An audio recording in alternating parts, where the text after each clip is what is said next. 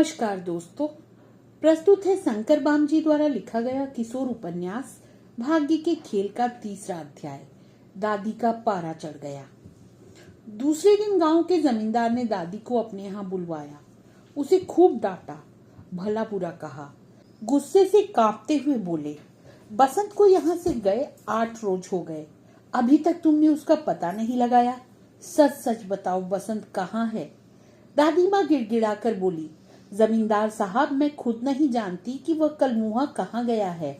अगर वह मुझे दिखाई दे तो मैं मार मार कर चमड़ी उधेड़ दूं।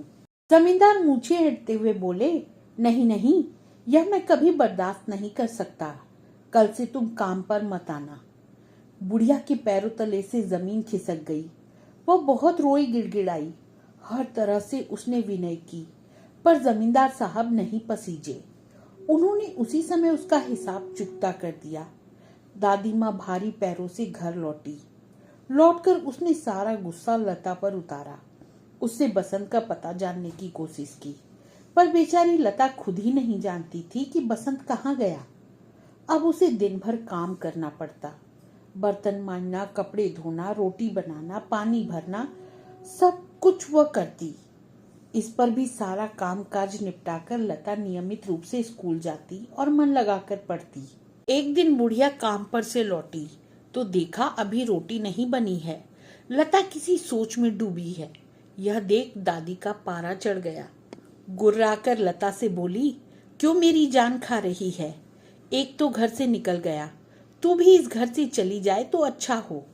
तुझे यहाँ रहना है तो मेरे साथ तुझे भी धान कूटने चलना पड़ेगा। मुफ्त की रोटियां अब नहीं मिलने की। फिर पढ़ाई? लता ने रुआंसे होकर कहा। पढ़ाई गई भाड़ में।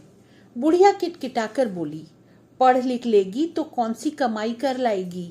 मेरे साथ काम कर लेगी तो रुपया धेली मिल भी जाएगी। कल से पढ़ाई बंद, स्कूल जाने की कोई जरूरत नहीं, समझी? बेचारी लता सुनकर दिल मसोस कर रह गई। वह कहती भी क्या? उसका जीवन दादी की दया पर जो निर्भर था। वो चुपचाप बगैर कुछ खाए पिए जाकर सो रही। इसी हाय हाय किटकिट में 2 दिन और गुजर गए।